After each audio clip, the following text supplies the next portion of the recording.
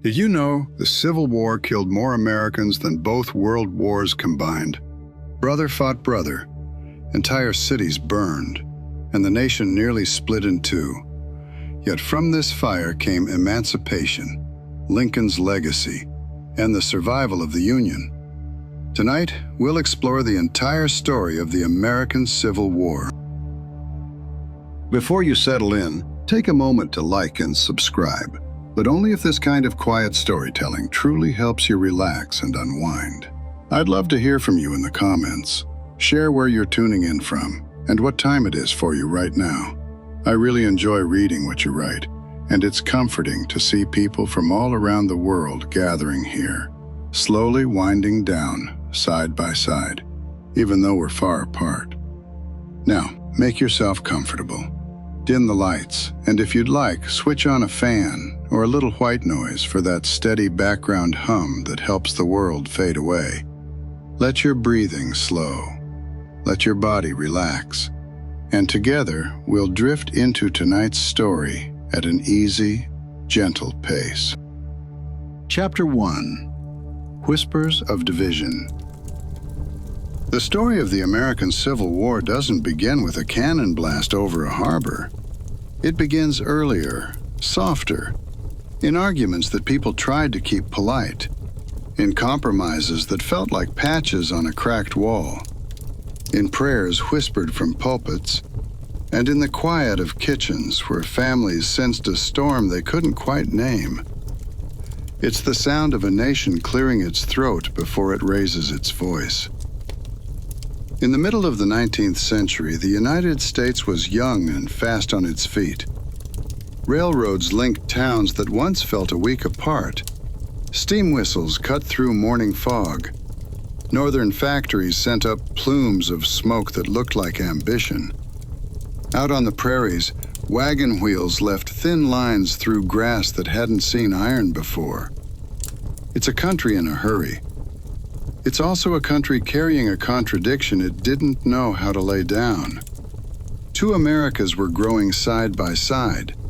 One imagined freedom as a busy street where you could sell your labor, open a shop, tinker, invent, and move if you needed a fresh start.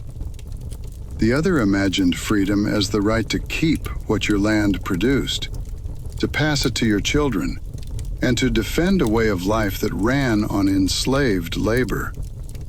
People on both sides used the word liberty. They just meant different things when they said it.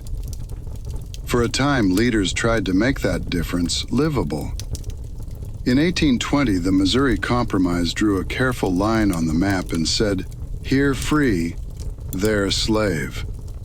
It wasn't justice, it was a truce. The country kept walking, and the line walked with it. Every time a new territory opened in the West, the same old questions stepped forward and asked to be answered. Will this place be free, or will it be slave? Folks pretended the answer could be purely legal. It never was. It lived in hearts first, then in votes. Money slid across the same divide. Northern banks loaned to Southern planters. Northern mills spun Southern cotton. Ships built in New England carried bales grown by enslaved hands. Plenty of people who claimed clean conscience still held profits that weren't clean at all. That's part of the quiet tension. It's not just the obvious fights, it's the invisible threads. By 1850, the country tried another patchwork fix. California came in free. A few political balances were adjusted. Then Congress tucked a blade into the bundle and called it law. The Fugitive Slave Act said that if a person escaped bondage and reached a free state, federal officers still had to seize them and send them back. It said neighbors should help, not hinder. It said courts could be bypassed. It said a lot, and none of it sat easy. That law changed the sound of northern towns. Church bells rang as warnings. Crowds gathered outside courthouses. People who'd never thought much about slavery felt it step over their doorstep. Some turned away. Others stepped forward. In the dark of night, lanterns burned behind shutters while a door opened to a freedom seeker and a plate of bread. The Underground Railroad wasn't a real railroad. It was courage moving from hand to hand. Harriet Tubman walked its paths again and again, her resolve steady as a heartbeat. She carried no speeches, only purpose. Words carried weight, too. In 1852, Harriet Beecher Stowe published a novel that set dinner tables buzzing. Uncle Tom's Cabin didn't offer new facts. It offered a mirror. Families looked into it and didn't like what they saw. Many wept. Many argued. In Southern parlors, the book felt like an insult, a Northern finger wagging at a Southern world. Bands and bonfires followed. Each page turned added another fold to the fault line. The West didn't stay quiet either. In 1854, Congress passed the Kansas-Nebraska Act and said the people who settled a territory could vote on slavery. On paper, that sounded fair. In practice, it invited a race to plant flags and set up ballot boxes first. Pro-slavery and anti-slavery settlers flooded into Kansas. They planted fields and kept rifles close by. Cabins burned. Ballots went missing. The territory earned a new name in the newspapers: Bleeding Kansas. It wasn't a metaphor. It was a report. Politics rattled apart. The old Whig Party cracked and fell. In its place, a new party formed in the North, a catch basin for Free Soilers, old-line Whigs, and Democrats who'd had enough. They called themselves Republicans. They didn't agree on everything, but they agreed on one thing: slavery shouldn't spread. In the South, that sounded like strangulation, even if the words were soft. If slavery couldn't grow, it would shrink. If it shrank, a whole economy and social order would shrink with it. That's how people heard it, and feelings hardened. The Senate turned into a stage for fury. In 1856, Senator Charles Sumner delivered a blistering speech against slavery and named names. Days later, Representative Preston Brooks walked into the chamber and beat Sumner with a cane. He didn't stop until the cane snapped. Sumner collapsed on the floor. Some men tried to pull Brooks away. Others stood still. That's when many people understood the center had failed. If the nation couldn't keep order in its own chamber, how would it keep peace anywhere else? The Supreme Court didn't soothe anyone. In 1857, the Dred Scott decision declared that black people, free or enslaved, couldn't be citizens, and said Congress had no power to bar slavery in the territories. The effect was simple, even if the language was long. Slavery could go almost anywhere. Northern streets answered with a hiss of anger. Southern verandas answered with a sigh of relief. The law had picked a side. The argument didn't end. It deepened. Out in Illinois in 1858, two men took turns talking while crowds swayed on their feet for hours. Stephen Douglas defended the idea that a community could vote itself free or slave. Abraham Lincoln said the country couldn't live half this and half that forever. He didn't call for sudden flames. He just lit a simple candle and held it up. A house divided against itself can't stand. People climbed wagons and fences to hear those words. They took them home and turned them over in their minds like smooth stones. That same year, and the next, another kind of fire was struck. John Brown believed slavery was sin, and he treated sin like something you don't negotiate with. In October 1859, he and a small band took the Federal Armory at Harper's Ferry. He hoped to arm enslaved men and start a rising that would spread through the mountains like a spark through dry grass. The plan failed. Soldiers surrounded the building. Brown was taken, tried, and hanged. He left words that felt like a prophecy. He believed the land's crimes wouldn't be washed away without blood. Some Northerners heard a martyr. The South heard a murderer. Church bells rang for him in a few towns. Militia drums answered elsewhere.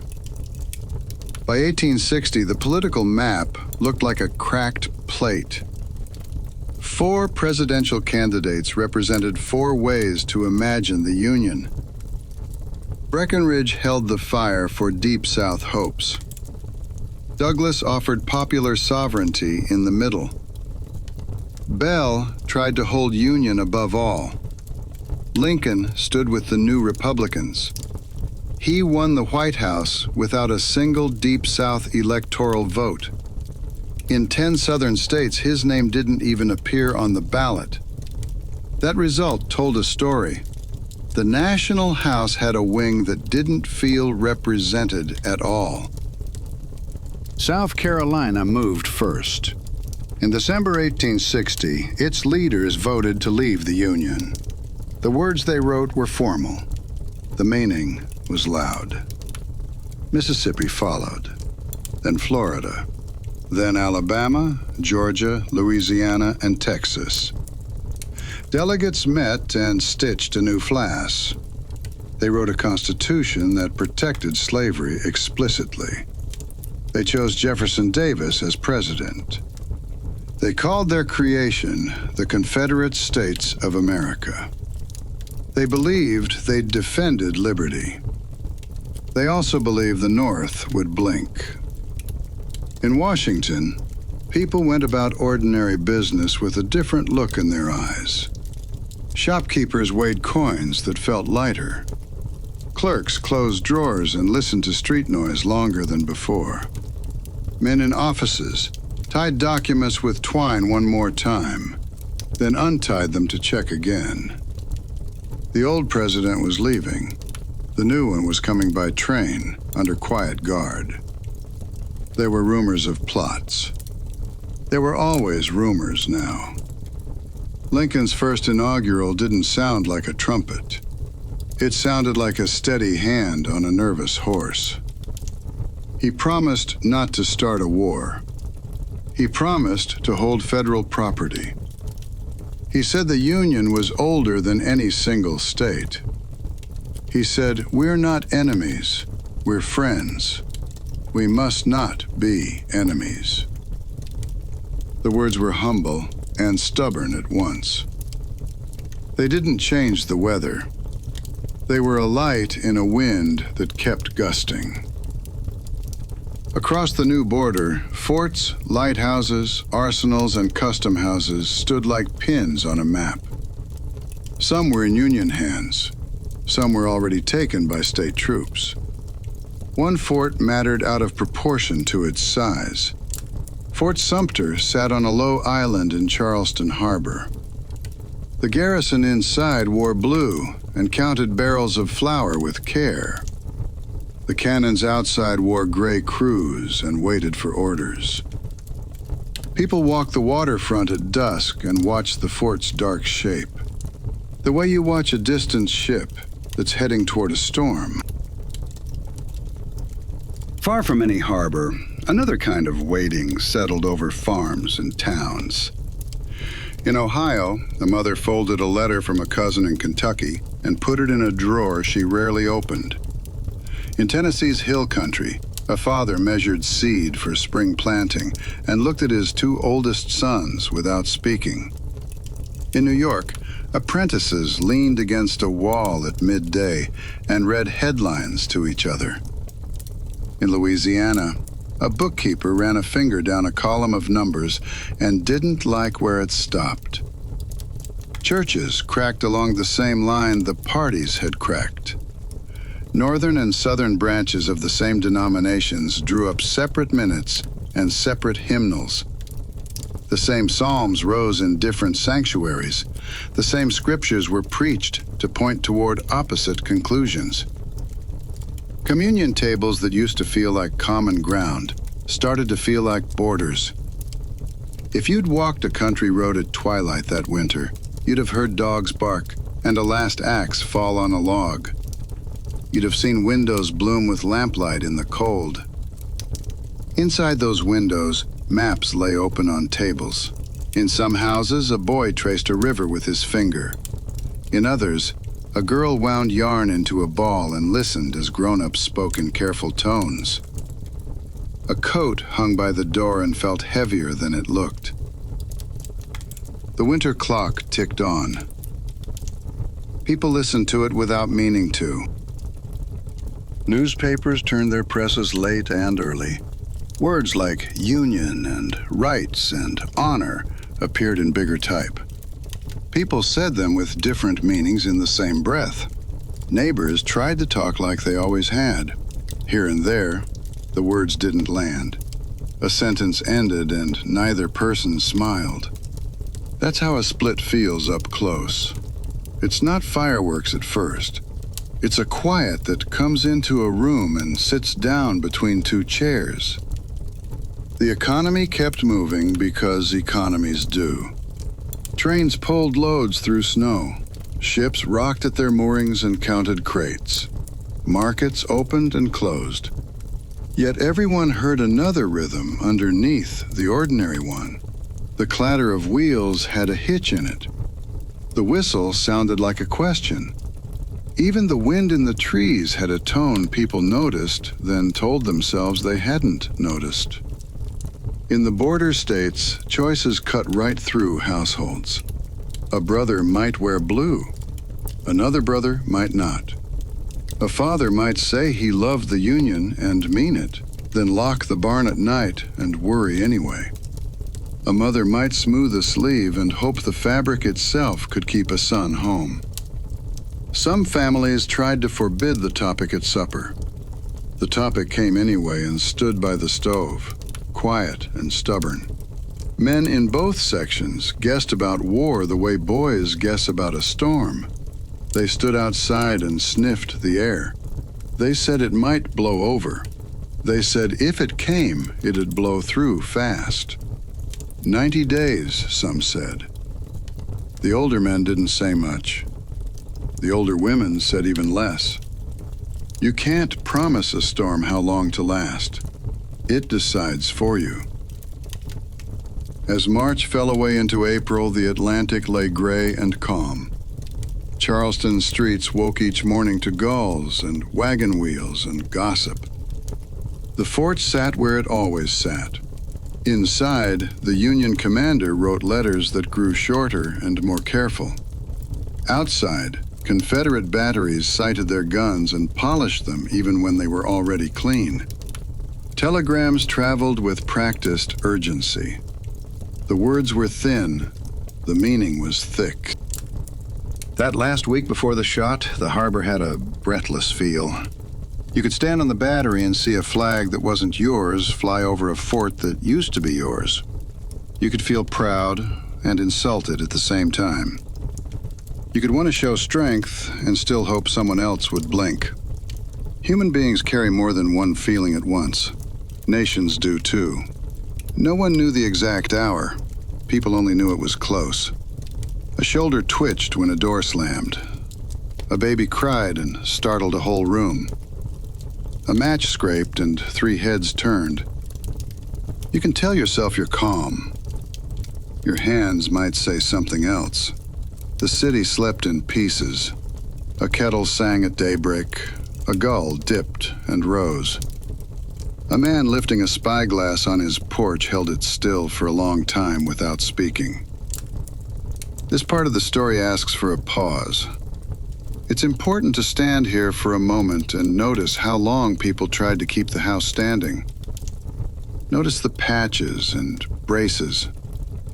Notice the prayers said with eyes open. Notice how neighbors who wanted to stay neighbors drifted apart by inches that turned into feet, and then yards, and then fields. None of that happened in a second. It happened in breakfasts and market days, and sermons and headlines. It happened in the tiny turnings of 1,000 ordinary hearts. You'll hear this war told in names of battles and generals, in dates and casualty lists and the bitter math of campaigns. That's part of the truth. Another part lives right here, in the hush before the strike. It's a book left open on a table. It's a letter folded and unfolded until the crease wears thin. It's the way a mother sets 2 extra plates out of habit, then puts them back on the shelf. It's the way a father lingers by the barn door after he's blown out the lantern. Soon a signal will pass from hand to hand. A fuse will be cut to length. A gun crew will square its shoulders. The captain will nod. A heart will jump in a throat, then settle because training tells it to settle. A shell will arc across dark water and pull a bright line through the night. The line will be thin. The echo won't be. It'll stretch from harbor to courthouse to cabin to church, from one end of the country to the other, and it'll keep stretching for 4 long years. But not yet. Not in this breath. In this last, quiet moment, the nation stands between what it's been and what it's about to become. The clocks in the hallway still tick. The harbor lights blink and dim with the tide. A coat still hangs by the door. A page still waits for the next sentence. The storm is close enough to taste, salt and iron on the air, and the whole country can feel it. Listen closely. You can hear the softest version of the story we're about to tell. A murmur in Congress. A bell in Boston. A hammer on an anvil in Richmond. A hymn in a small church where 2 families sit on opposite sides and try not to look at each other. A train whistle somewhere far off. A child asking a question that no one wants to answer. These are the whispers that become wind. This is how the storm gathers. When the first cannon speaks, it won't introduce itself. It'll just say, "Now." And the country will answer, but for one more heartbeat, we stay here and breathe. And we remember the long road that brought us to the water's edge. We remember how 2 Americas tried to live in one house. We remember how words tried to hold the beams up and couldn't. We remember people who chose and people who were chosen by events they couldn't control. We remember that history doesn't only arrive in shouts, it creeps in on quiet feet, and only later do we realize how loud it's become. Soon the sky will open. Soon the flags will lift and fall. Soon the papers will print extra editions, and names will fill columns that never hoped to carry them. For now, we stand on the shore, looking toward a dark fort and a darker horizon. And we listen to the last soft echo of the old Union.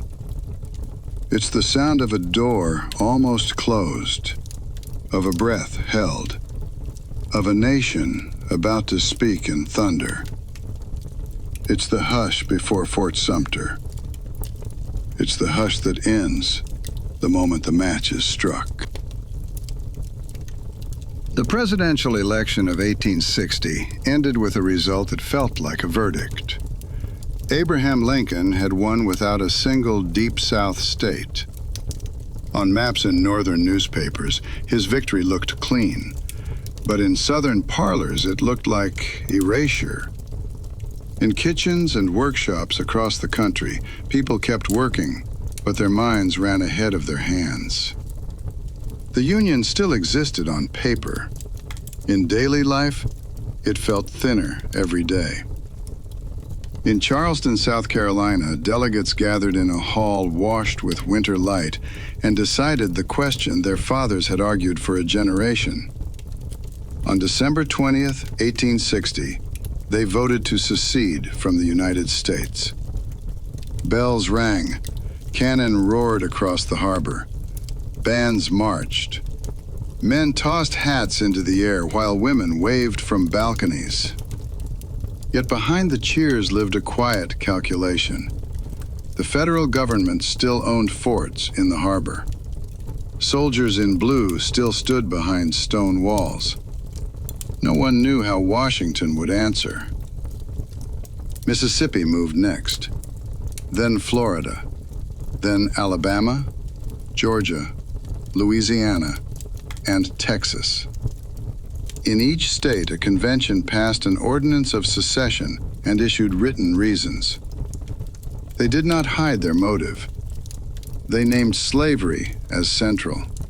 They said the federal government no longer protected their property and their way of life.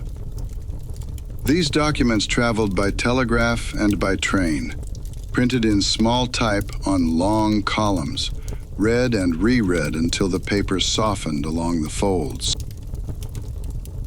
By February 1861, representatives of the seceded states met in Montgomery, Alabama, to build a new nation. The air in the hall carried the scent of ink and lamp oil. They chose Jefferson Davis as president and Alexander Stephens as vice president. They adopted a constitution that looked familiar in outline, but differed in important ways. It gave the president a single 6-year term. It limited some powers of the central government. Above all, it explicitly protected slavery. On streets just outside, boys copied the new flag on scrap paper and tried to whistle a tune they had heard the band play. Stephens spoke bluntly about the new government in a speech people would quote for years. He said the cornerstone of the Confederacy rested on the truth that the black man was not equal to the white man, and that slavery was his natural and normal condition.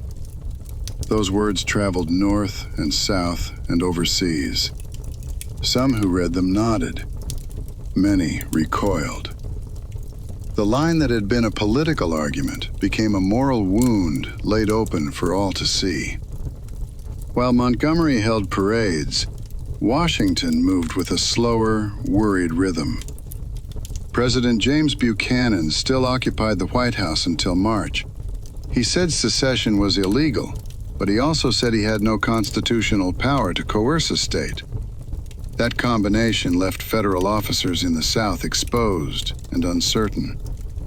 State militias seized mints, arsenals, custom houses, and navy yards. Flags changed overnight. Some posts fell with ceremony. Others fell in silence. A few remained in Union hands, among them Fort Pickens near Pensacola, and a low stone island in Charleston Harbor called Fort Sumter. In Charleston, Major Robert Anderson commanded the small garrison. He had moved his men from Old Fort Moultrie to the stronger position at Sumter under cover of night. Families on the waterfront woke to see the United States flag flying from a different wall and felt the news like a gust of cold air. State batteries tightened around the harbor. Anderson's men tidied their quarters, drilled at their guns, counted barrels of flour, and watched the sky. They were not many, and their supplies were thin. Before Lincoln took office, a civilian steamer called the Star of the West tried to reach the fort with men and provisions. Cadets from a nearby battery opened fire. The ship turned and retreated. The shots were not yet the start of war, but they sounded like a clock striking close to the hour. In Charleston, the exchange drew cheers. In northern cities, it drew sharp editorials and clenched jaws. Abraham Lincoln left Springfield in February for a long rail journey to the capital. At every stop, he spoke plainly.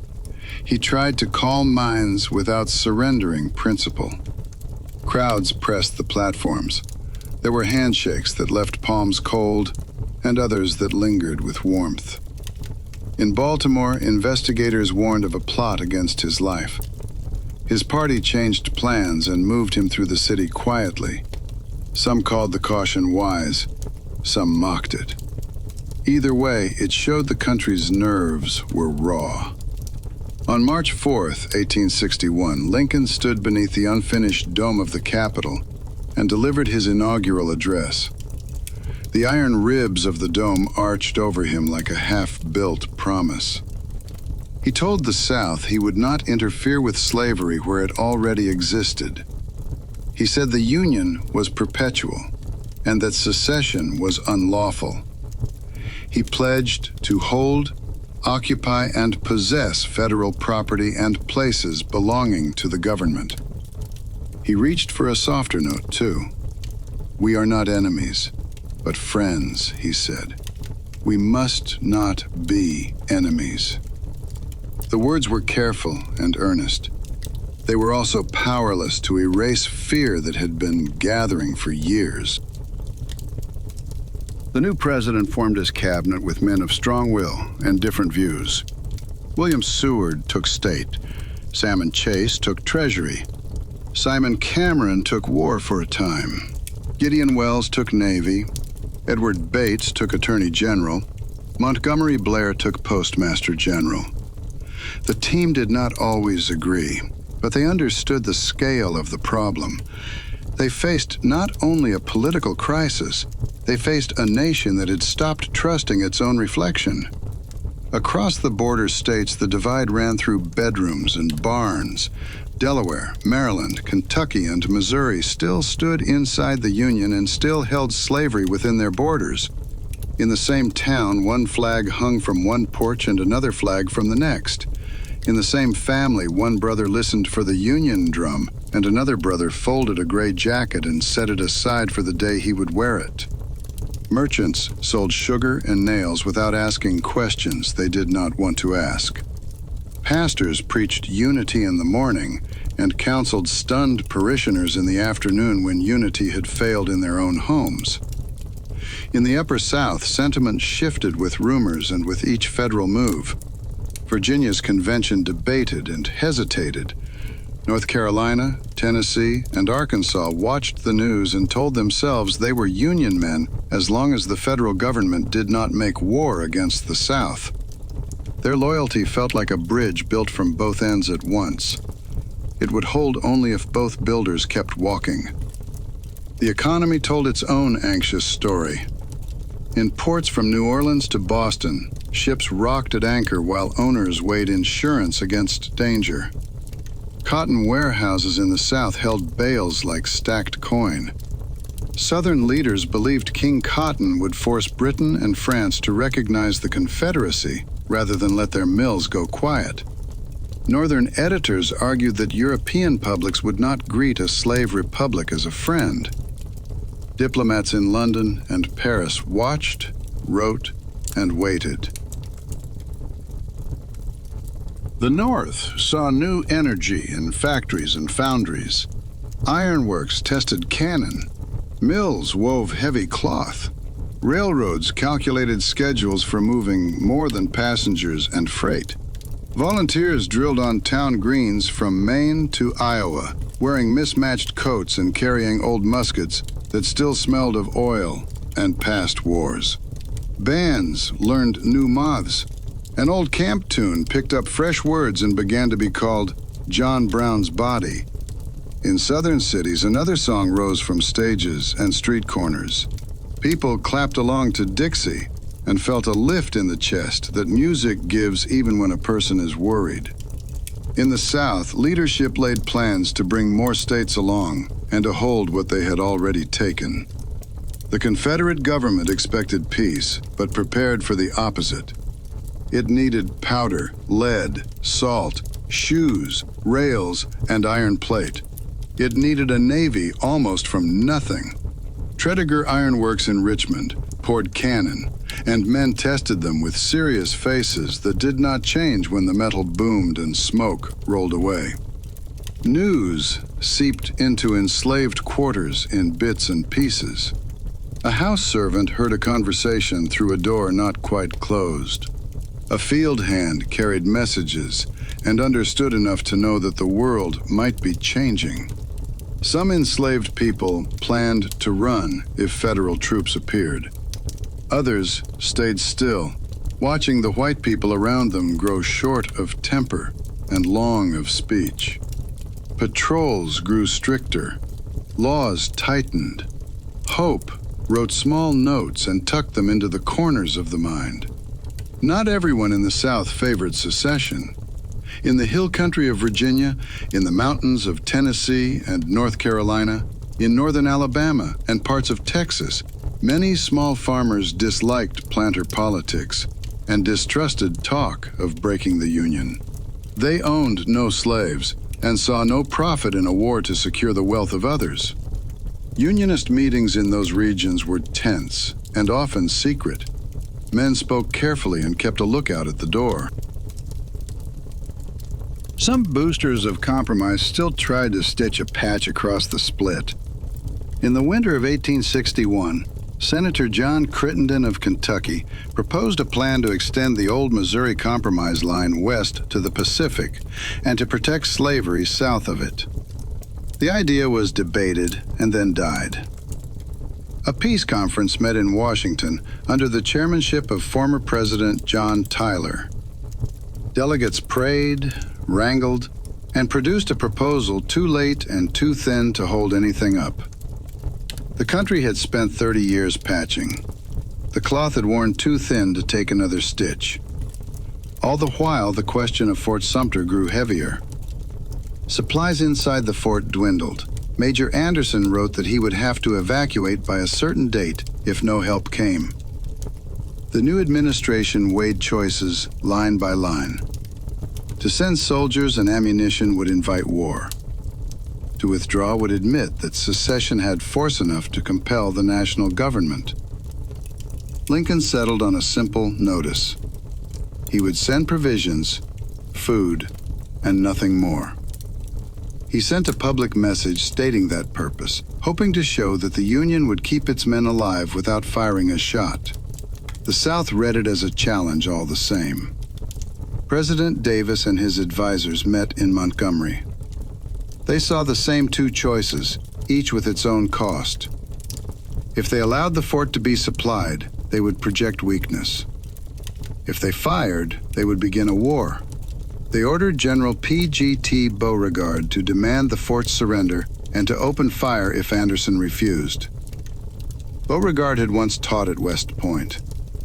He now faced across the water a former student. He placed guns with care. He drilled crews until the movements were smooth enough to do in the dark. The last days before the crisis held a strange calm. In Charleston, families drove their carriages to the seawall and looked out at the fort. Men raised field glasses with steady hands that did not feel steady. In northern towns, people read the latest dispatch and read it again, as if a second reading would change the words. In border counties, storekeepers set ledgers aside and stared through the shop window without seeing the street. A thin cloud crossed the sun and moved on. It felt like an omen to some, and nothing at all to others. Across the Capitol, Lincoln reviewed letters at a desk worn smooth by other hands. Seward argued for delay. Chase pressed for firmness. Blair spoke of sentiment in the border states. Wells watched the Navy Yard and worried about hulls against the need for hulls. The president listened and then returned to the same quiet position. He would not shoot first. He would not starve his men. He would tell the truth about what he meant to do, and then accept what followed. South of the Potomac, a Virginia convention still had not voted for secession. Men who had grown old in public life paced and counted. Some said they would stand with the Union unless the federal government used force against the South. That promise sounded like a shield until a person looked closely and saw it was a window set to swing open at the first blast. In Texas, the state convention had voted for secession. Over the objection of Governor Sam Houston, he refused to swear an oath to the new government and lost his office. He walked away with his hat in his hand and a sadness in his step that the newspapers tried to capture and could not.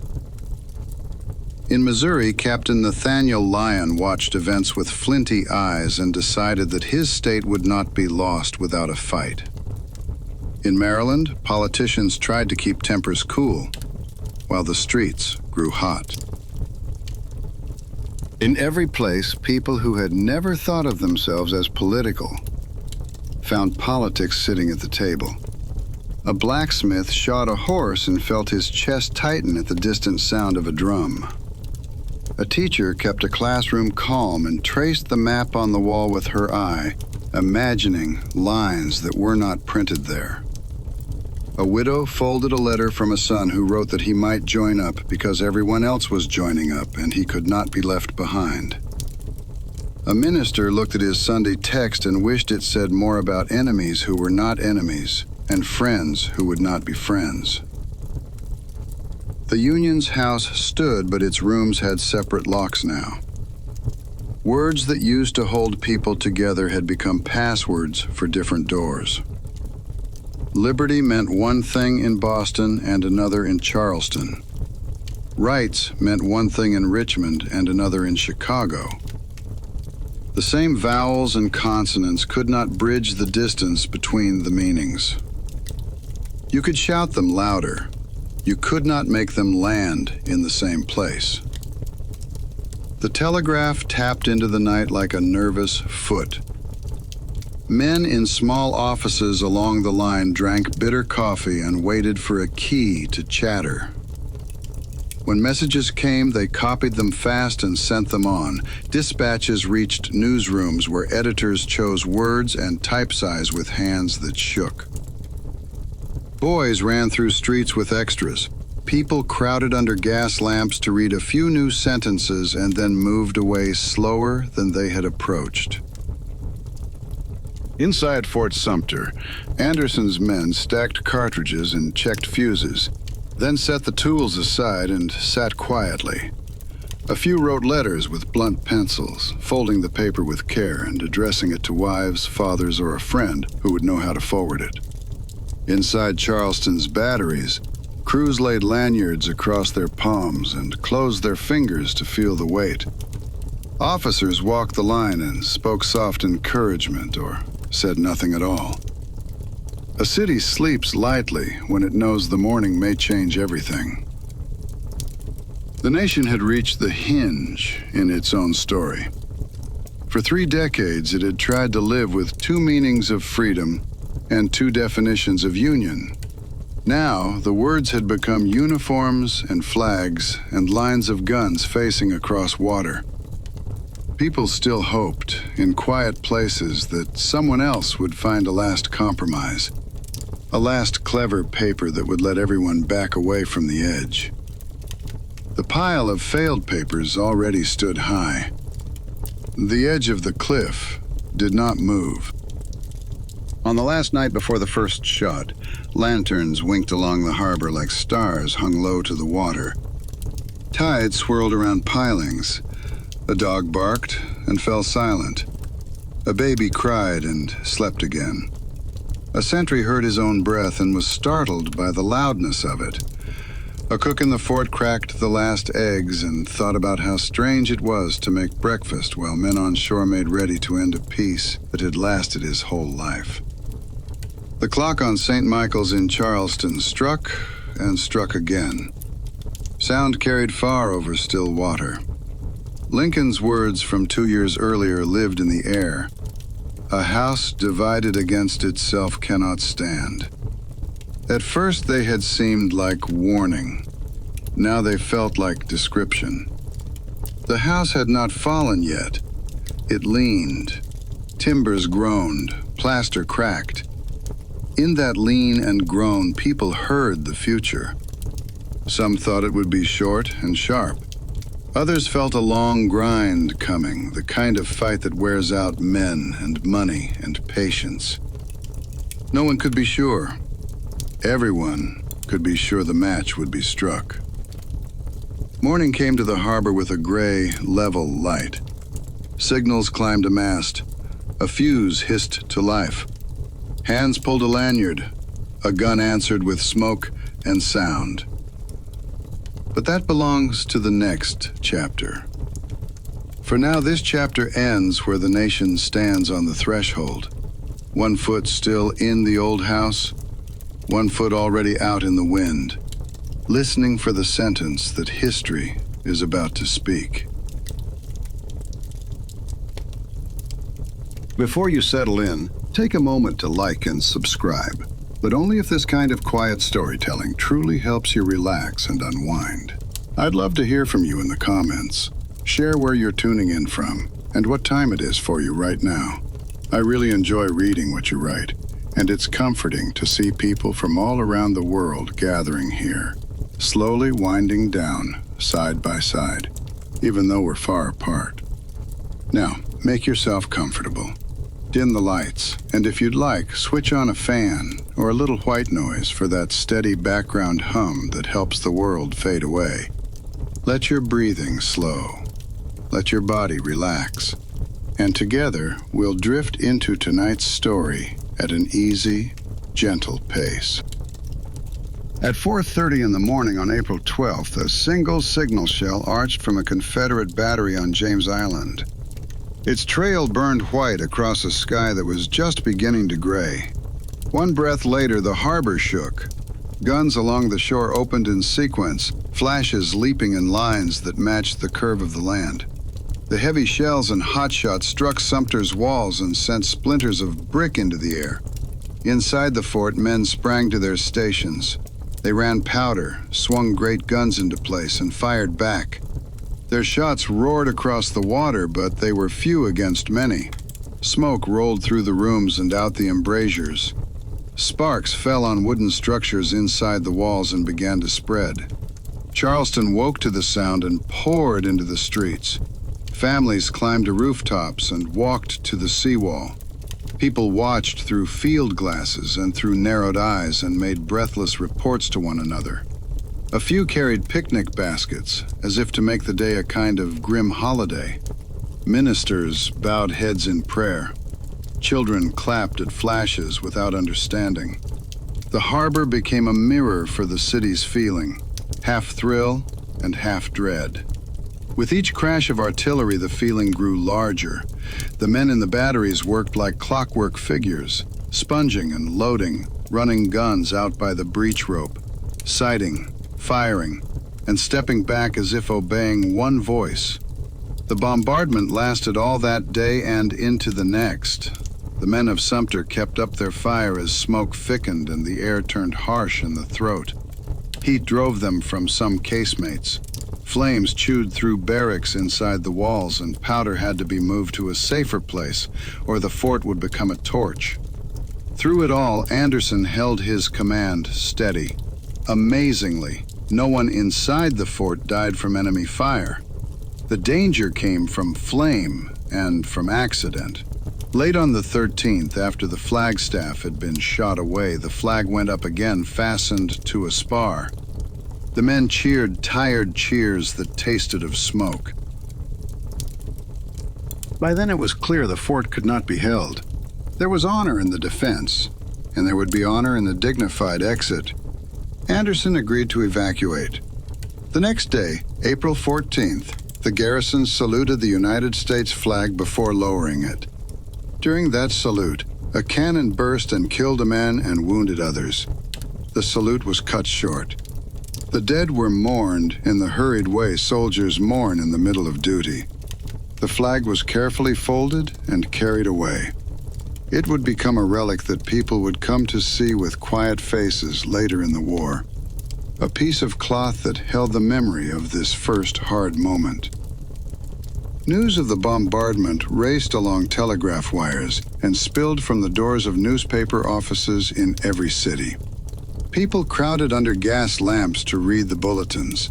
In Washington, Lincoln received the reports, his posture straightening and then settling, as if a long-expected burden had finally arrived. No one could claim the crisis was a matter of speculation now. On April 15th, he issued a call for 75,000 volunteers to serve for 90 days. The number sounded bold. The 90 days sounded like a promise that the whole business would be over with a quick shove. Young men flocked to recruiting tables in northern towns. They signed their names and laughed loudly to hide the tremor in their voices. Bands played. Mothers wiped eyes with the edges of aprons and made small jokes to fill the space that fear tried to fill. Tailors and seamstresses turned cloth into uniforms. Some blue, some a faded mix of colors pulled from old state militia stores. Weapons were short in supply. Old muskets were pulled from racks and cleaned with care. New companies drilled in public squares while children marched in imitation along the sidewalk. Lincoln's call brought a different answer in the Upper South. Virginia's secession convention had hesitated through winter and early spring. Now, it acted. On April 17th, the delegates voted to leave the Union, subject to ratification by popular vote. North Carolina, Tennessee, and Arkansas followed in the weeks ahead. The map shifted like a living thing. In Richmond, people gathered around the Capitol grounds and sang as if a festival had started. The city that had been a state capital now became the capital of the Confederacy. The government moved from Montgomery to Richmond, closer to the front, closer to risk, and closer to the prize that Confederate leaders most wanted to defend. Not every part of Virginia went with the tide. In the western mountains, many people felt loyalty to the Union and distrust for the Tidewater planters who had dominated state politics. Counties met and passed resolutions. A new state would come from that resistance, though it would take time and careful steps. West Virginia would join the Union in 1863. For now, the idea itself was a quiet sign that even secession could be divided. The war's early days were not only about cannon and flags. They were also about the thin line between civil order and chaos. When Massachusetts troops passed through Baltimore on April 19th, angry crowds attacked them with stones and pistols. Soldiers fired back. Men fell. The Pratt Street riot left blood on the cobbles and fear in the air. Rail lines around Baltimore were torn up. Traffic that connected Washington to the north was severed for a time. The capital felt suddenly fragile. General Winfield Scott, old, heavy, and wise with long service, already had troops moving to protect the city. Regiments from Pennsylvania and New York arrived by water. Volunteers built crude earthworks. By summer, the hills around Washington bristled with forts and guns. The city learned to sleep to the clank of chains as cannon were hauled up dusty roads. Even as Sumter and Baltimore filled the headlines, events in outlying places began to matter. In the mountains of western Virginia, a young officer named George McClellan moved troops along the Baltimore and Ohio Railroad and won small actions at Philippi and Rich Mountain. Those fights were tiny compared to what would come later, but they set a pattern. Railroads would be arteries for armies. Telegraphs would serve as nerves. Small successes could shape morale and politics as much as big ones. In Missouri, loyalty split the state like a deep crack. Captain Nathaniel Lyon and Congressman Frank Blair moved fast to keep the federal arsenal at St. Louis in Union hands. The Camp Jackson affair in May turned a tense standoff into open fighting. Shots were fired in the streets.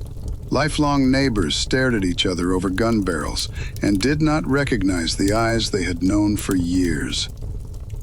A bitter internal war would spread through Missouri, with raiders and partisans and reprisals that scarred the land and the memory of those who lived there. On the coast, the Union Navy began to take shape for a long job. Scott's plan, sketched roughly and refined by the months to come, aimed to squeeze the Confederacy by blockade and by control of the Mississippi River.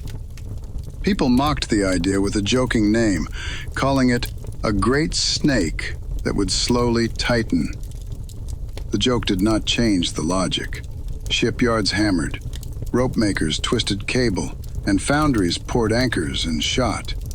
Sailors learned the channels that would matter soon, the inlets and bars that could hide a sleek blockade runner or ground an unwary gunboat. Back east, the main armies began to gather in earnest. The Union had numbers and industry. The Confederacy had interior lines, a strong cadre of trained officers, and a population ready to fight for home ground. Men in gray and butternut drilled on courthouse greens in the Shenandoah Valley and along the Rappahannock. Men in blue assembled on the Maryland side of the Potomac and learned how to stack arms and pitch tents in long rows. Camp life found its rhythm. Reveille in the gray dawn, drill by company and then by battalion. Salt pork and hard bread, letters home, evening parade, roll call. The long sigh that comes when a man lies down on a thin blanket and tries to pretend that canvas can be called a roof. The first major collision came in July, upon the rolling fields and low ridges near a small Virginia stream called Bull Run. The railroad junction at Manassas gave the Confederates a strategic anchor. McDowell, pressed by politicians and by public impatience, marched his Green Union Army out from Washington. The men were proud of their new uniforms and their new identity, but they were new all the same. They had not yet learned how quickly a line can unravel when bullets snap close and cannonball plows soft ground to mud. Civilians followed in wagons and carriages, some carrying picnic baskets as if attending a spectacle in a park. Their presence would become a story the North told on itself for years, a sign of how little people understood the kind of war that was beginning. At dawn on July 21st, the armies faced each other in mist that burned off to a hard sun. The Union attack tried to swing around the Confederate left. For a time, Federal troops pushed brigades in gray off Matthews Hill and toward Henry House Hill. The old house that gave the hill its name stood in the middle of the storm. Judith Henry, bedridden and elderly, lay inside and became a civilian casualty when musketry and shell tore the air. Her death became part of the day's sadness, proof that war does not respect doorways or age. On the hill, Confederate brigades rallied. Among them stood the Virginians of Thomas Jackson. Under fire, they held their ground. General B, trying to steady his own men, pointed to the strong line and shouted words that would be repeated in 100 forms later. There stands Jackson like a stone wall. Whether he meant it as praise or frustration, the name stuck. Stonewall Jackson would carry it from that hill to a legend that outlived him. With fresh troops arriving from the Shenandoah by rail under Joseph Johnston, the Confederate lines stiffened and then surged. The Union right buckled. The center wavered and broke. The retreat turned to panic when wagons and carriages clogged the road back to Washington.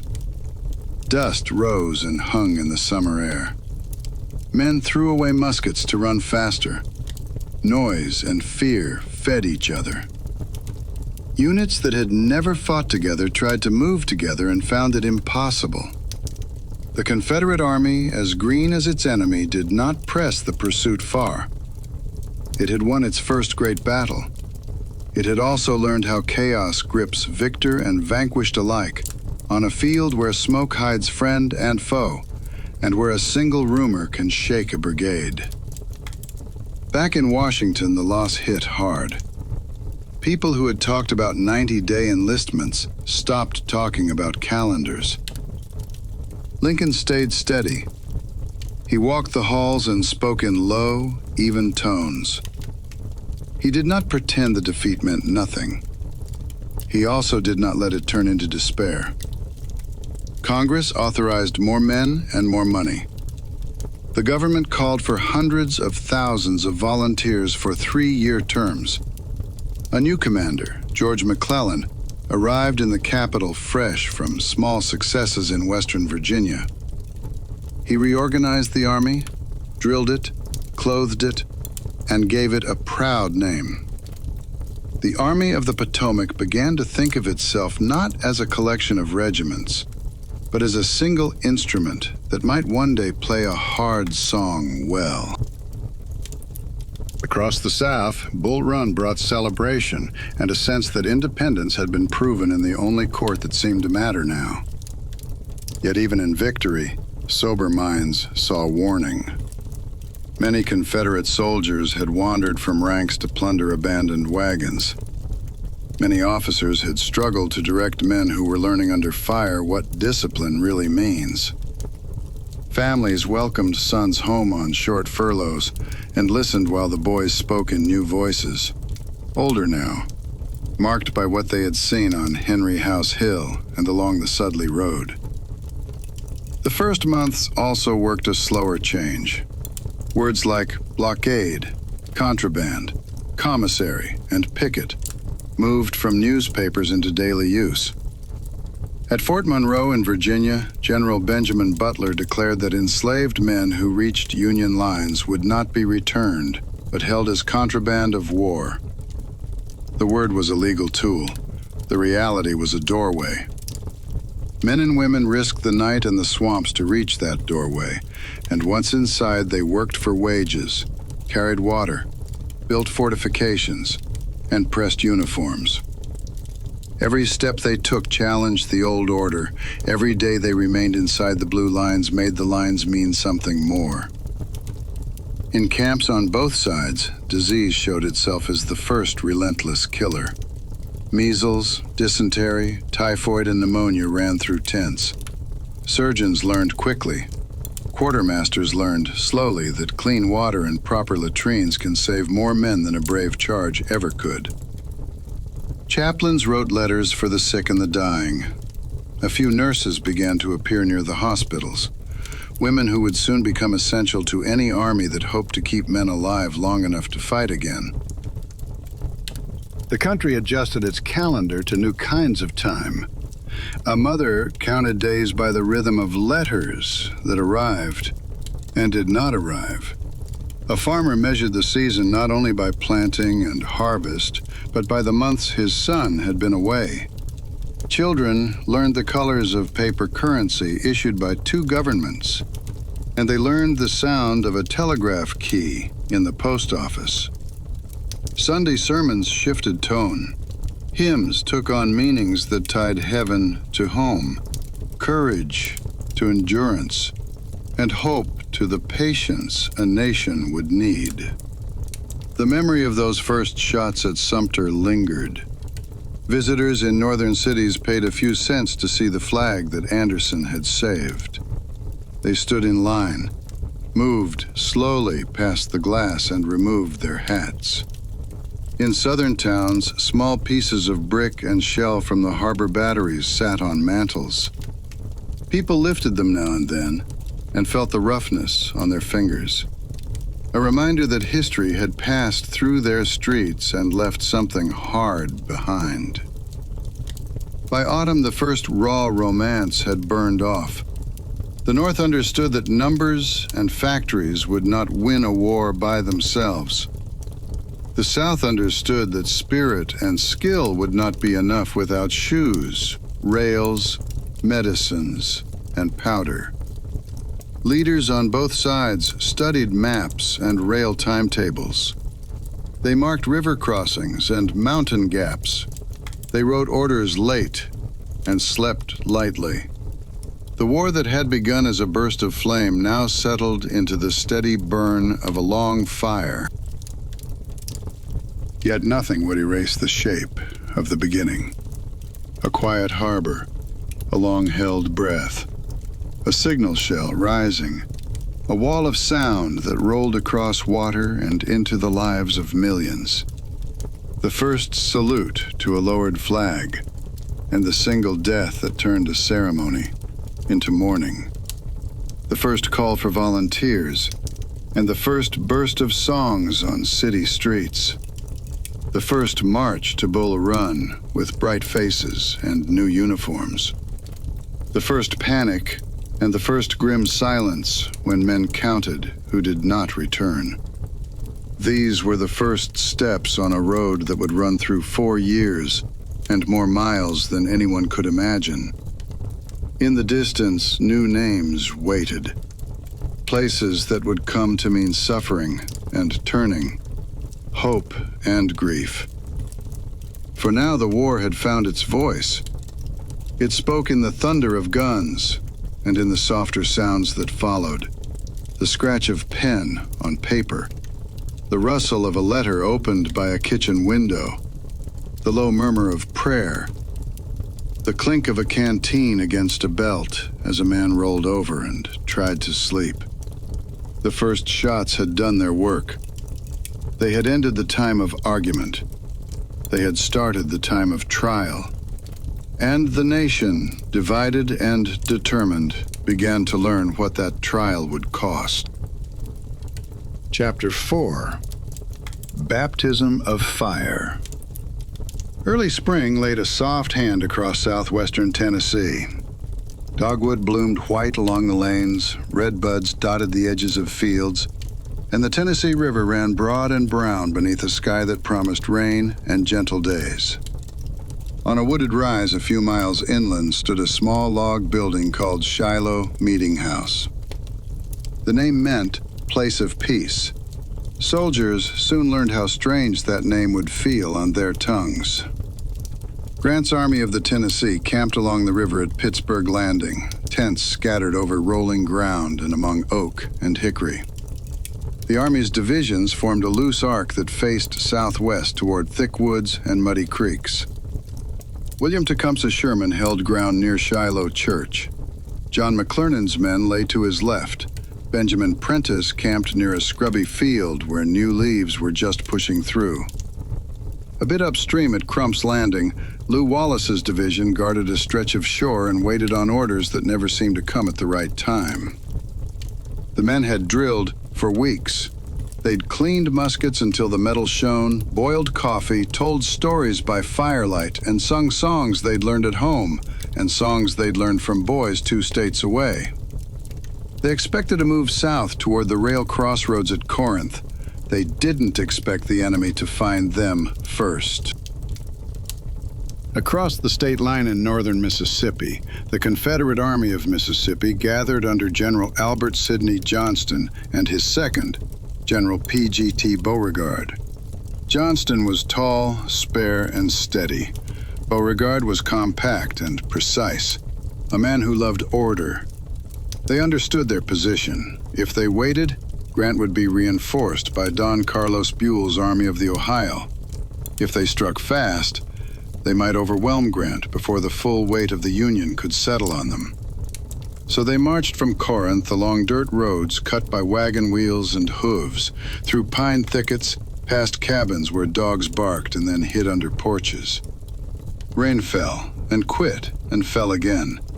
Men slipped and cursed, but kept moving. The plan called for an attack on April 5th, but the roads and the friction of a young army slowed everything. The army halted in the woods just short of the Union camps. Campfires glowed like low stars under black branches. Officers spoke in whispers and checked their watches. A few men slept. Most lay awake on damp ground and listened to the woods breathe.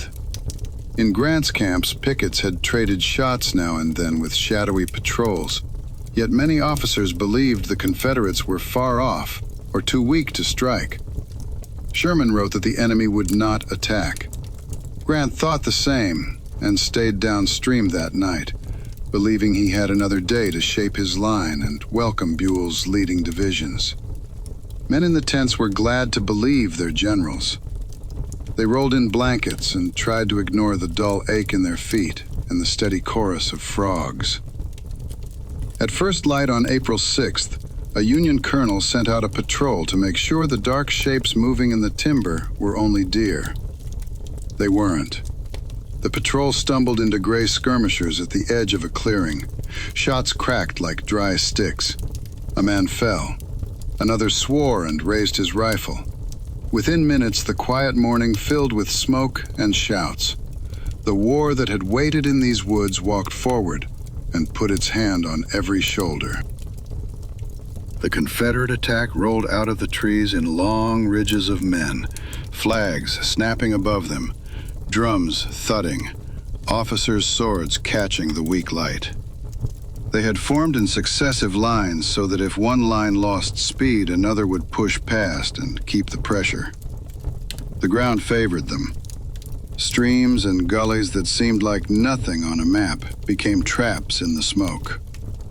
The Union camps sat forward of strong positions and had no trenches at all. The first volleys shredded tent ropes and tore through blankets, scattered camp kettles, and sent horses bolting with eyes white and nostrils flared. Sherman, who'd been on horseback near Shiloh Church at dawn, found the storm at his doorstep. A bullet ripped his hand and a second killed his orderly's horse so close that mud splashed up against the general's boots. He pulled his men into line as best he could. "Hold, men," he called, voice rough, hat brim spattered. Nearby, McClernand rushed brigades to fill gaps and counterpunch where the gray line sagged. To the left, Prentice's division fought in brush and waist-high saplings, giving ground in jerks and runs, reforming behind fallen trees, firing until muzzles burned their palms. Men wrote later that the air hummed. It wasn't magic. It was lead. Mini balls whined past ears and chopped twigs off in showers. Solid shot from Confederate guns plowed furrows that threw dirt and bodies alike. Shells burst, and the shock pressed hands to chests harder than fear did. In a grove of peach trees just past Shiloh Church, pink petals drifted down through smoke. The ground under those petals turned to mud and blood, and the scent of crushed blossoms mixed with powder and iron, until no one who survived could smell spring the same way again. Grant arrived from the river and rode the line, face set, eyes scanning for a place to anchor and a place to strike back. He ordered gunboats to move where their shells could sweep fields behind the army in case the line broke near the river. He sent aides with hard words for division commanders. Hold. He had no time for elegant speeches. He had time for short sentences that made men square their shoulders. The Confederates pushed north and east, driving blue regiments from camp to camp. Tents burned, and mess chests split under wagon wheels. Some Union soldiers ran past their own breakfasts, still steaming in pans. Others stood in ranks and fired, as if drill on the parade ground had finally met its purpose. Color bearers raised flags higher when fear pulled them lower. Boys who'd carried drums in parades now beat time with teeth clenched and eyes wide. Surgeons set up crude shelters behind the line, laid out saws and knives, and salted courage with whiskey. Chaplains wrote names and hometowns as fast as lips could form them. Midday brought a center of gravity to the fight, at a sunken road where Prentice gathered men from shattered brigades. General W.H.L. Wallace brought his division to anchor the position, and officers walked the line to steady it. Men crouched behind the low bank and fired whenever a gray coat showed above the brush. The Confederates attacked again and again across open ground that looked short but felt endless with bullets raking it. The sound there took on a character of its own, a tearing, buzzing constant that soldiers would call the hornet's nest. For hours the line held. A dozen Confederate brigades tried to pry it up. They came by regiment, then by mass. Each time the sunken roads spat flame and knocked them back. Johnston rode near the front through the long morning and into the afternoon. He spoke quietly to regimental officers and lifted his hat when a color passed. Around mid-afternoon, he turned his horse toward the thickest fight and waved a brigade forward. Not long after, he reeled in the saddle. A bullet had struck him behind the knee and severed an artery. Blood filled his boot. He didn't feel the wound as pain at first. He felt only weakness. A staff officer begged him to see a surgeon. Johnston waved him off, sent couriers instead to hurry a stalled unit, and then sagged lower. Men carried him behind a low ridge and tried to staunch the bleeding with a simple strap. It was too late. Within minutes, the highest-ranking Confederate officer on the field was gone. Word spread slowly. Most of the attackers never knew their commander had fallen. Beauregard took charge, but remained far back, convinced that the day was already won. As the sun tilted west, the weight fell again on the hornet's nest. Confederate Artillery Chief Daniel Ruggles gathered guns from batteries all along the line and massed them on a low swell opposite the sunken road. Dozens of cannon lined wheel to wheel. Their fire beat down on the Union position until the ground shook as if it were hollow. The guns tore gaps in the road and threw dirt and splinters in sheets. Flanking brigades worked into the timber on both sides. At last, the road became a pocket. Wallace fell mortally wounded, and Prentiss, surrounded and out of cartridges, chose surrender rather than a useless slaughter. He and roughly 2,000 men laid down their muskets after a defense that had bought Grant the time he needed to form a last line near the river. All across the field, the fight narrowed toward Pittsburgh Landing. Confederate troops were exhausted. Many had drifted from their companies to plunder captured camps, stuffing haversacks with sugar, coffee, and bright blankets that would glow like targets when morning came. Beauregard halted the advance near sunset, convinced that a final push could wait for morning. The Union line settled like a bruised prizefighter against the rope. Gunboats Lexington and Tyler edged close to shore and, as darkness fell, began to throw shells high over the trees. Their arcs burned like slow meteors. Every few minutes a shell burst far inland with a starry flash that washed over tents and gun carriages and faces turned upward. Rain came with the night. It fell hard and steady, drumming on canvas, on the leaves, on bare heads. The wounded lay where they'd fallen, calling weakly or not at all. Lanterns moved in uneasy paths as stretcher bearers searched for men who could still be saved. Surgeons worked under fly tents with sleeves rolled to the elbow, saws biting bone, assistants steadying limbs, and patients both. Water ran red where lantern light found it. Men who could sleep did so fitfully, dreaming of home and waking to thunder that wasn't thunder.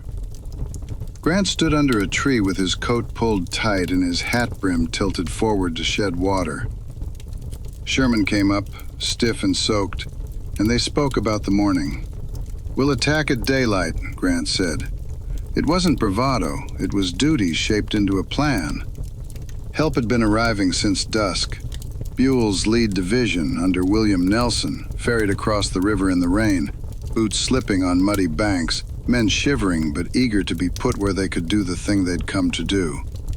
More of Buell's corps crossed through the night.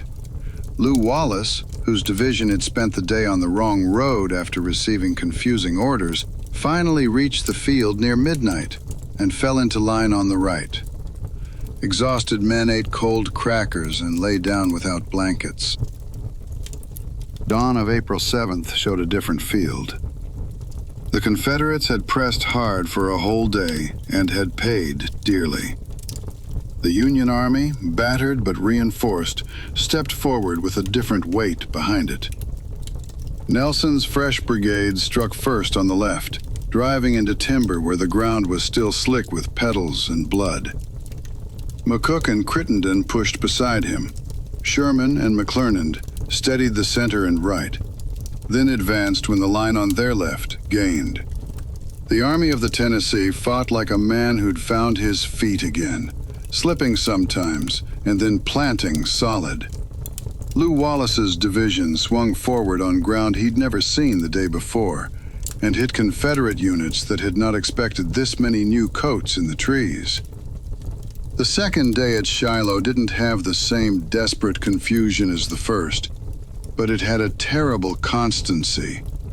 Men stepped over bodies from yesterday and fired blind into smoke that had the memory of yesterday in it.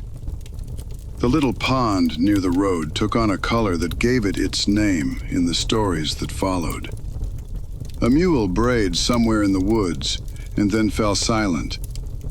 A boy drummer who'd lied about his age sat behind a log with his sticks in his lap and stared at his hands as if they were strangers. Flags moved, dipped, and rose. Voices rasped. Orders repeated themselves as if words could build a wall. By afternoon, Beauregard saw that his army couldn't hold. He ordered a fighting withdrawal toward Corinth. Regiments turned and fired again, slowing pursuit while the army crossed creeks and climbed ridges that had felt like allies the day before. Union soldiers pushed them, picked up prisoners in 2s and 10s, captured guns left when teams had been shot down, and then slowed as rain returned and fatigue pressed every limb. Grant and Buell looked across a field they had retaken and saw only work. The wounded needed help. The dead needed honor. The living needed food, dry socks, and a letter from someone who loved them. The numbers stunned everyone who read them. More than 23,000 men killed, wounded, or missing in 2 days. It was a sum that seemed impossible for a republic that still thought of itself as a family of towns and farms. Lists printed in small type ran down column after column. A woman traced a name with one finger while holding her breath. Another found no name and felt shame at her relief, and then guilt at that feeling. Whole communities held funerals without bodies. Rail cars brought home men with empty sleeves and trouser legs pinned at the knee. Children learned to be quiet when their fathers stared out a window too long. Grant faced harsh words from newspapers and congressmen who insisted he'd been surprised and careless. He didn't answer in print. He worked.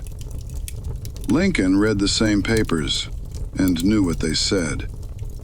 He also looked at the map. When advisors urged him to replace Grant, he spoke a simple sentence that held a whole policy inside it. He said he couldn't spare this man. He fights. Grant returned to the field, reorganized, and pointed the army toward Corinth. The war in the West didn't pause for complaints. Supply trains had to be loaded, bridges had to be rebuilt, sick lists had to be cut down by better water, cleaner camps, and discipline that felt like kindness when it saved lives. For the Confederacy, Shiloh carried victory's taste for a few morning hours, and then the ash that follows. Johnston's death left a gap that no order could fill.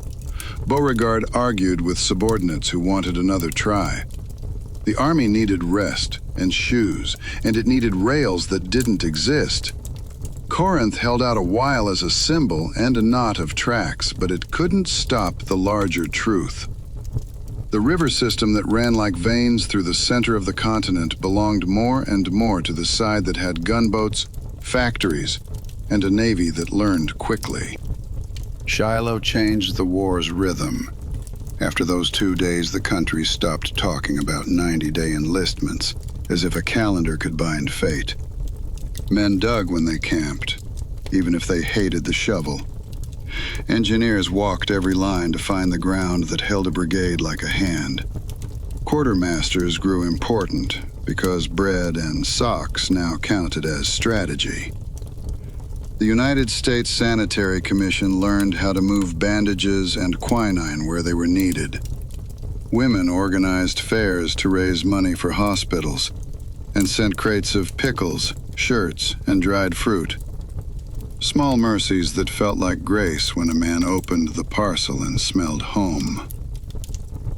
Letters from Shiloh became part of family liturgy. A private told his father he'd seen things he couldn't write, and then wrote them anyway because he had to push them out of his head. A corporal told his sweetheart she should keep his dog if he didn't come back. And he tried to explain that this wasn't weakness, only planning. A chaplain wrote to the mother of a boy who died with her name on his lips. The letters folded into stacks tied with ribbon, and sometimes they stayed tied for a long time, because the house was too quiet to add the sound of paper.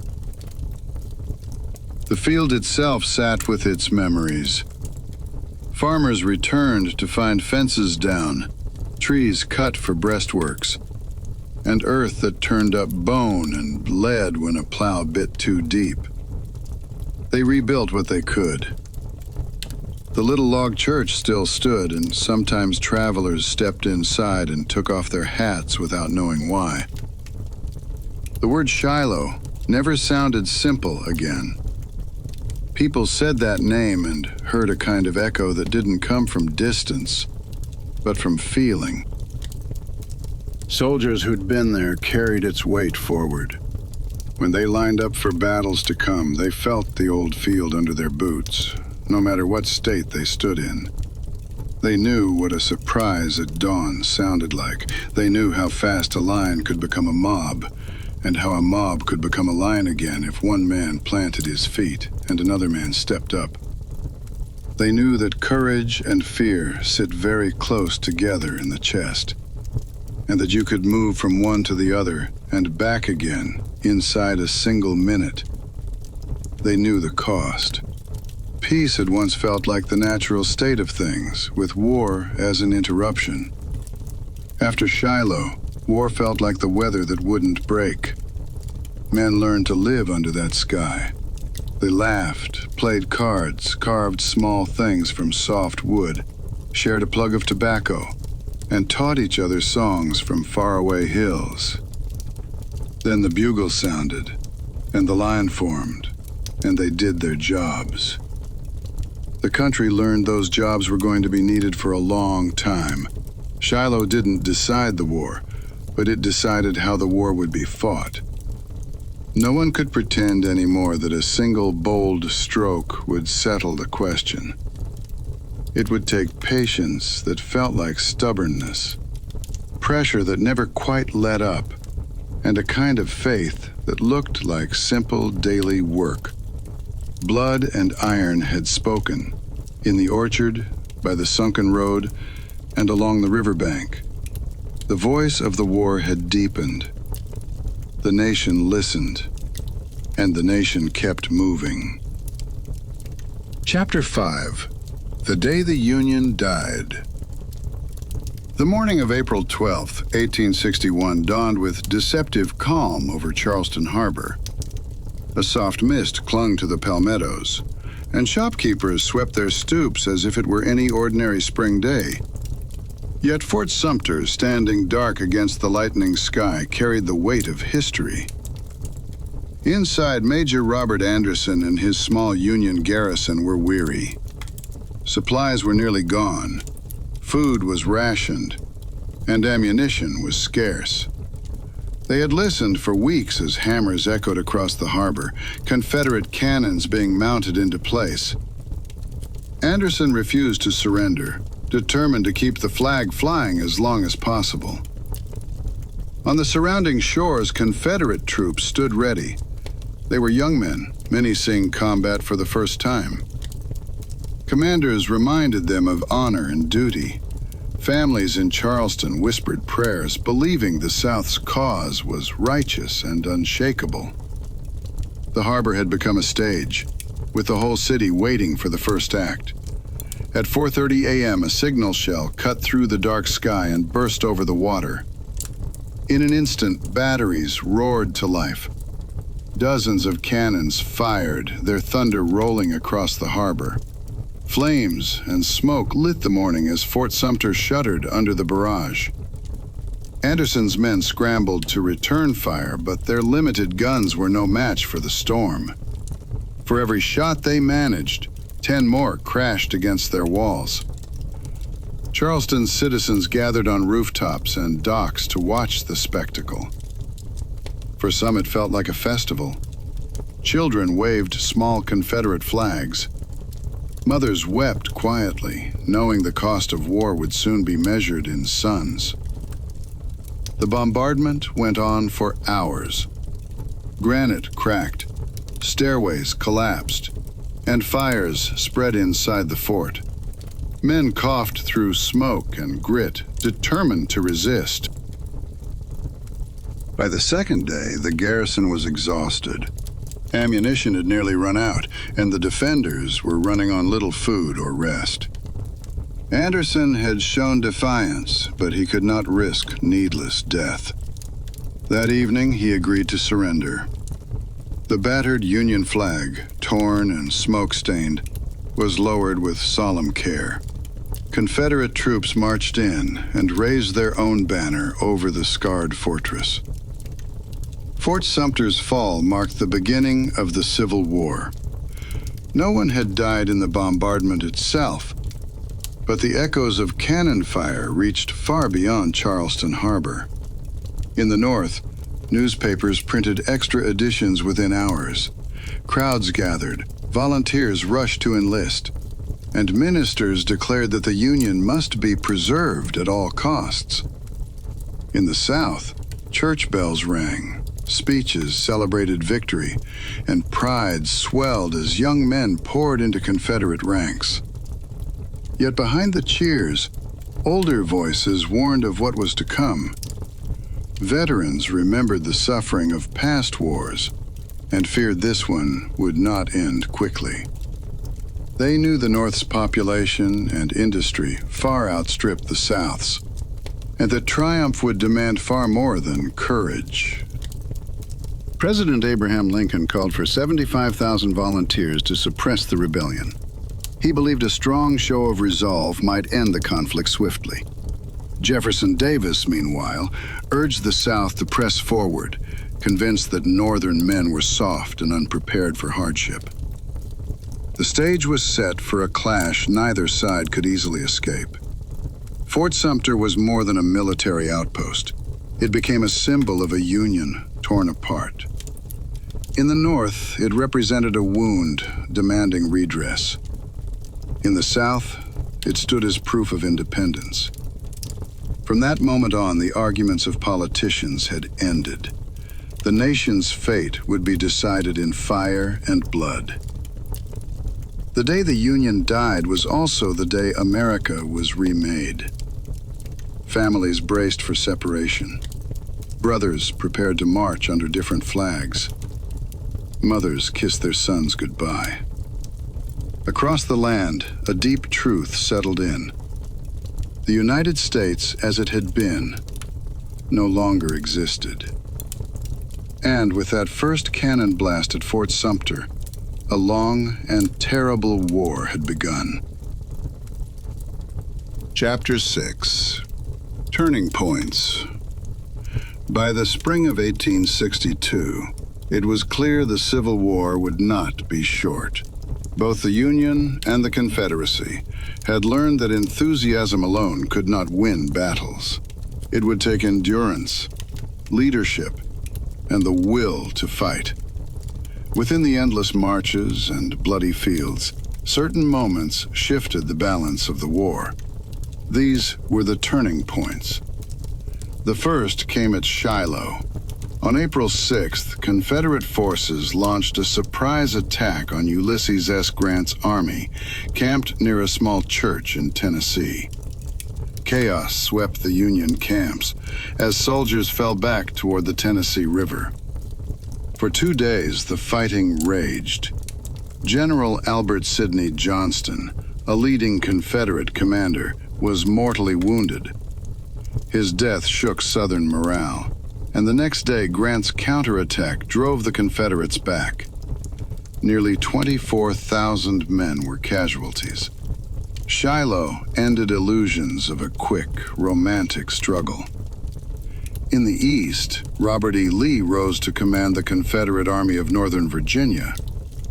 Bold maneuvers during the 7 days battles outside Richmond and a victory at Second Bull Run won him fame.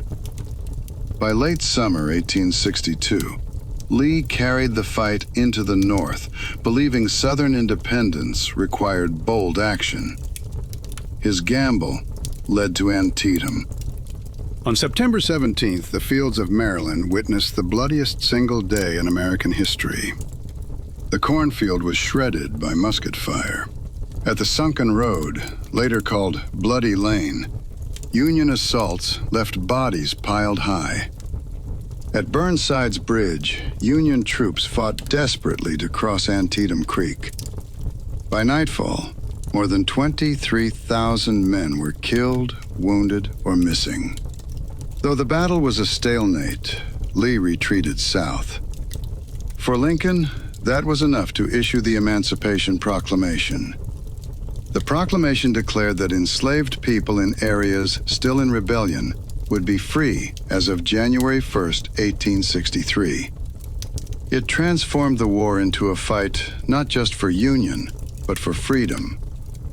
It discouraged Britain and France from recognizing the Confederacy, and it allowed African American men to enlist. By war's end, nearly 200,000 would serve, proving their courage on battlefields across the country. Yet Union victory remained elusive. At Fredericksburg in December, Union troops charged uphill into fortified Confederate lines and were slaughtered. At Chancellorsville the next spring, Lee outmaneuvered a larger army, but his triumph was shadowed by tragedy when Stonewall Jackson was mortally wounded by friendly fire. Still, Lee pressed forward. In the summer of 1863, he invaded Pennsylvania. At Gettysburg, Union forces held strong defensive positions. For 3 days, savage fighting raged across Little Round Top, the Wheatfield, and Devil's Den. On July 3rd, Lee launched Pickett's Charge. More than 12,000 Confederates marched across open ground towards Cemetery Ridge. Union cannons and rifles tore their ranks apart. Few reached the Union line, and those who did were overwhelmed. The attack collapsed, leaving over 50,000 casualties across both armies. Gettysburg was the Confederacy's high water mark. Never again would Lee launch a major offensive into the North. Meanwhile, on the Mississippi River, Grant closed in on Vicksburg. His army surrounded the fortress city, bombarding it day and night. Civilians sheltered in caves dug into hillsides. Food ran so low that people ate mules and dogs. On July 4th, 1863, the Confederate garrison surrendered. The Mississippi was now under Union control, splitting the Confederacy in two. The twin victories of Gettysburg and Vicksburg changed everything. The Union gained momentum. The Confederacy, though still defiant, faced losses it could not replace. Enslaved men and women fled plantations in increasing numbers, weakening the South's labor force and strengthening the Union cause. Soldiers wrote home that they could feel the shift. The South was weakening, and the Union was gathering strength. By the end of 1863, the path ahead was clearer. The Union would endure. Slavery would not survive. And though the cost would be high, the turning points of Shiloh, Antietam, Gettysburg, and Vicksburg showed that the nation's future was already being written in courage and blood. Chapter 7. Brothers at Gettysburg. By mid-1863, the war had dragged on for 2 bloody years. The Confederacy had won victories at Fredericksburg and Chancellorsville, raising hopes that one more triumph might bring peace on Southern terms. General Robert E. Lee seized the chance to march north, believing that a victory on Union soil could sap Northern morale and force Lincoln to negotiate. His army entered Pennsylvania with confidence, while Union forces shadowed them from the east. Fate drew both armies toward a small crossroads town, Gettysburg. The battle began on July 1st, almost by accident. Confederate troops approaching from the west collided with Union cavalry on McPherson Ridge. The outnumbered horsemen held long enough for reinforcements, but through the day the Confederates pressed forward. By afternoon, Union lines broke, retreating through Gettysburg's streets as frightened civilians hid in cellars. Survivors regrouped on the high ground south of town, Cemetery Hill and Cemetery Ridge, positions that would prove decisive. On July 2nd, Lee struck both Union flanks. Fighting swept through orchards, rocky fields, and ridges. At Devil's Den and the Wheatfield, regiments surged back and forth, leaving thousands dead. The Union left at Little Round Top became the key. Colonel Joshua Chamberlain and the 20th Maine were ordered to hold at all costs. Low on ammunition, they launched a desperate bayonet charge down the slope, surprising the attackers and saving the Union flank. On the right, at Culp's Hill, soldiers grappled through thick woods and rocky ground, musket flashes lighting the night. When darkness fell, the Union still held the high ground. July 3rd dawned with a furious artillery duel that shook the valley. Then came Pickett's charge. More than 12,000 Confederates marched across open fields toward Cemetery Ridge, straight into Union cannon and musket fire. Holes opened in their ranks, but the lines pressed on. A few men reached the stone wall at the ridge, fighting hand-to-hand before being overwhelmed. General Lewis Armistead, leading with his hat on his sword, fell mortally wounded only yards from the Union line. The charge collapsed, leaving the field strewn with the fallen. Lee admitted, "It is all my fault." His army retreated south, never again able to launch a major invasion. The human cost was staggering, more than 50,000 casualties in 3 days. Gettysburg's barns and churches became hospitals. Surgeons worked without pause, amputating by lamplight as limbs piled outside. Civilians emerged to find homes filled with wounded men and their fields trampled into graveyards. Families discovered that brothers had fought against each other on the same ridges. Gettysburg was not only a clash of armies, but a collision of kin. For the Union, Gettysburg was a hard-won victory that lifted morale. Combined with the surrender of Vicksburg on July 4th, it marked a true turning point in the war. Months later, Abraham Lincoln stood on the battlefield to dedicate a cemetery for the fallen. In a few short minutes, he gave the Gettysburg Address, reminding a weary nation that the war was for a new birth of freedom and for government of the people, by the people, for the people. In the decades that followed, veterans returned to Gettysburg. Old men in blue and gray shook hands across the stone wall where they once tried to kill each other. The battlefield became sacred ground, a symbol of sacrifice, division, and reconciliation. The story of Gettysburg is the story of the Civil War itself. Strategy and bravery, families torn apart, civilians caught in the storm, and the terrible cost of holding the Union together. Chapter 8. Fire in the Heartland. By late 1864, the war reached into the Deep South with a fury unlike anything seen before. The Union victory at Atlanta had cut a vital rail hub, but General William Tecumseh Sherman was not satisfied with a single city. He believed the only way to end the conflict was to make the Confederacy feel the cost of war in its very core. That conviction gave rise to the infamous March to the Sea, a campaign designed not only to defeat armies, but to unravel the foundations that kept them standing. Sherman's 60,000 men set off across Georgia in November. They advanced in parallel columns, spreading destruction across a swath nearly 60 miles wide. The soldiers tore up railroad tracks, heated them in bonfires, and twisted them into loops of useless metal nicknamed Sherman's neckties. They burned depots and mills, broke bridges, and emptied storehouses of food and fodder. Livestock was seized, crops consumed, and tools carried off or destroyed. Nothing that might fuel the Confederate war machine was left untouched. For the families who lived along the route, the march was terror and ruin. Smoke from burning barns and warehouses choked the air. Mothers clutched children as soldiers rifled through pantries. Fathers stood helpless as fences and wagons vanished into campfires. Some households pleaded for mercy, asking that a milk cow or a sack of cornmeal be spared. Others offered bitter silence, watching from porches as the endless lines of blue uniforms passed.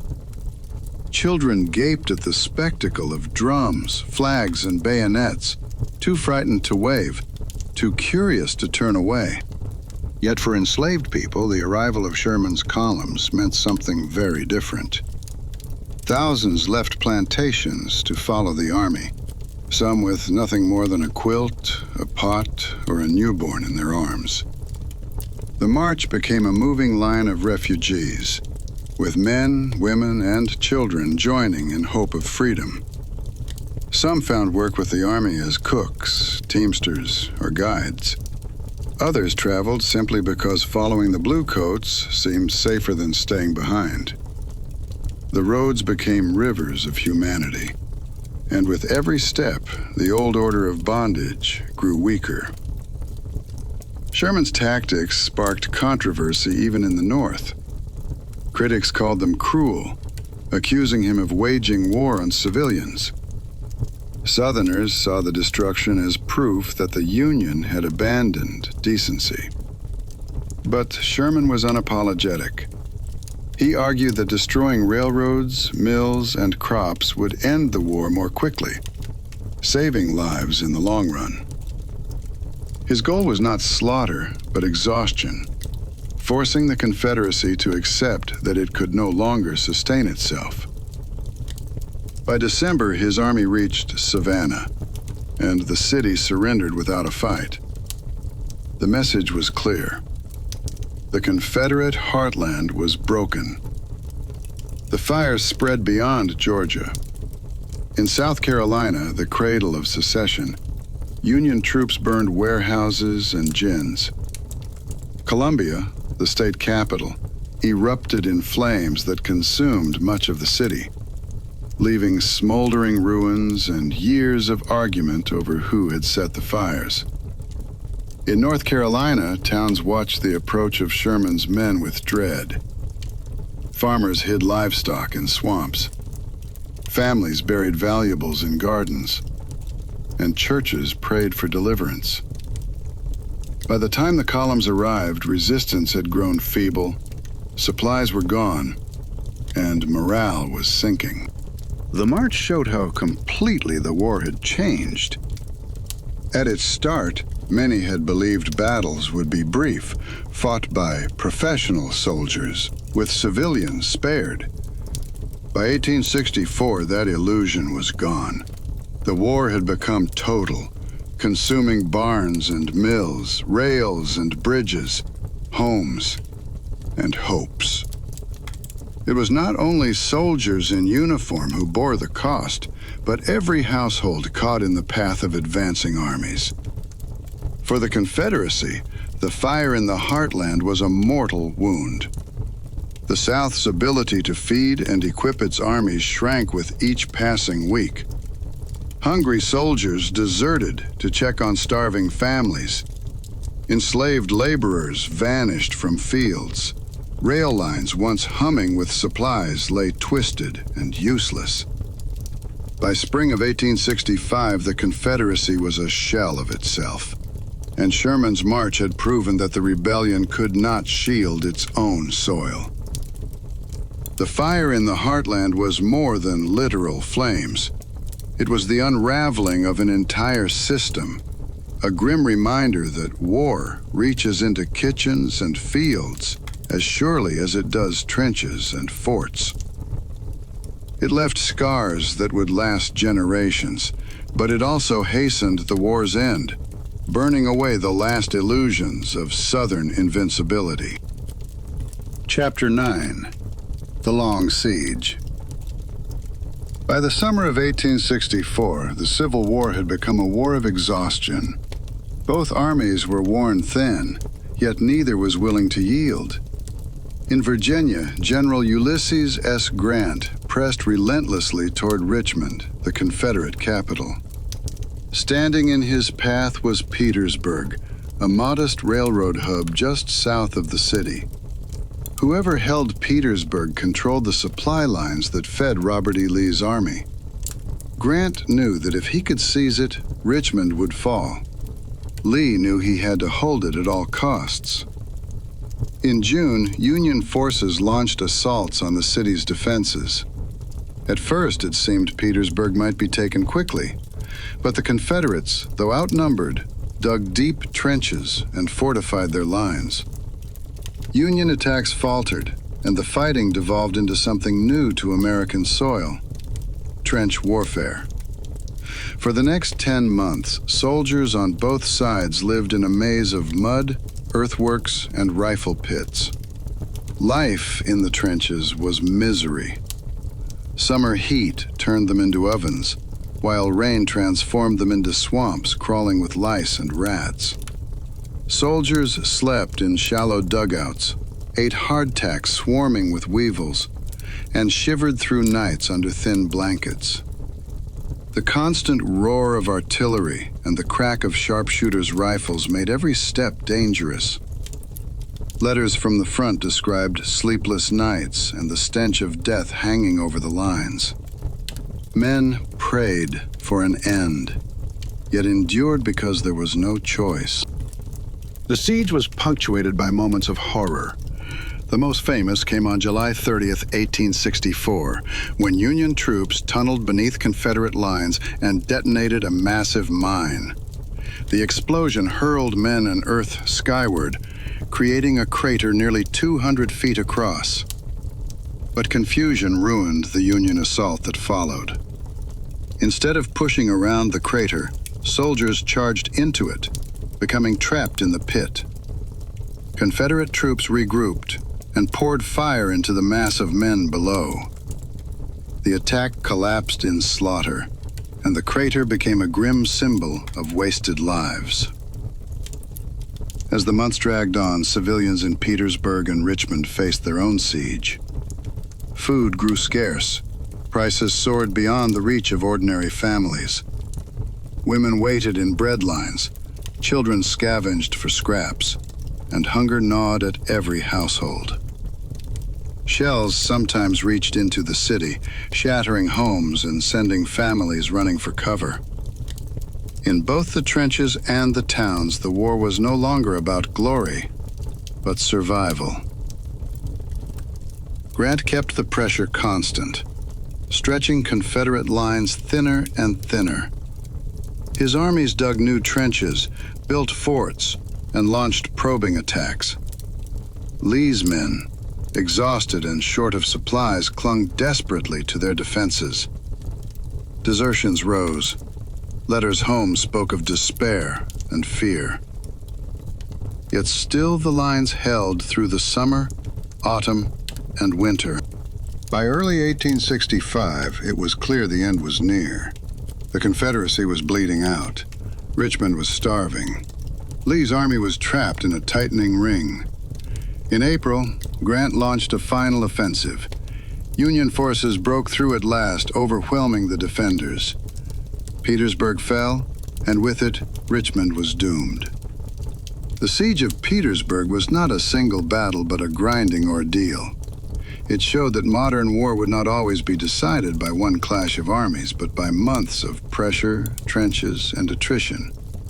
For those who lived it, the siege was a nightmare of mud, hunger, and death. For the nation, it marked the final unraveling of the Confederacy.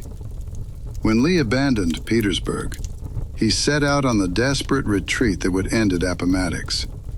The long siege had broken the South's last defense. What began in the trenches outside Petersburg would end in a small Virginia courthouse, where surrender finally brought peace. Chapter 10. Ashes and Echoes. When the guns at last fell silent in the spring of 1865, the United States was a country transformed. 4 years of relentless struggle had scarred the land and its people in ways no one could have imagined when it began. The Civil War was over, but its echoes would shape America forever. The cost was staggering. More than 600,000 lives were lost, more than in all of the nation's other wars combined up to that time. Battlefields from Shiloh to Gettysburg, from Vicksburg to Petersburg, became vast cemeteries. Families in every town and village mourned sons, fathers, and brothers who would never come home. Communities carried grief like a permanent weight, and the nation itself seemed draped in black. The South lay in ruins. Cities like Richmond, Atlanta, and Charleston bore scars of fire and shelling.